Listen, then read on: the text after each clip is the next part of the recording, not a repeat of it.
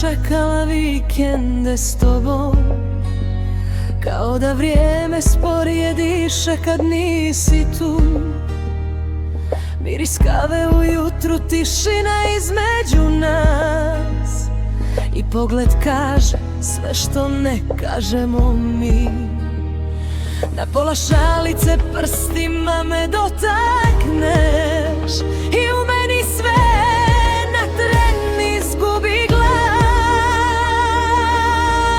Samo vikendom smo znali tko smo, bez pitanja, bez pravila, bez straha.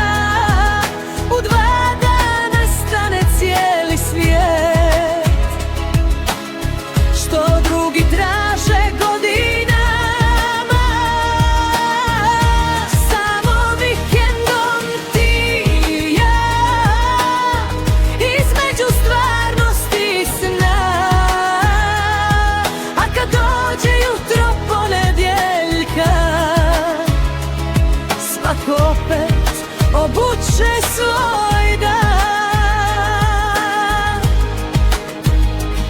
Ruke pričaju ono što šutimo, u dodiru ostane sve što krijemo. Smijeh i tišina u istom trenu, kao da vrijeme tada ne mjeri nas. A onda ponedjeljak dođe tiho, prebrzo odnese ono što smo bili. Svatko na svoju stranu krene, a dio mene još uvijek tamo stoji. Samo vikendom znali smo tko smo, bez riječi, bez obrane, bez plana.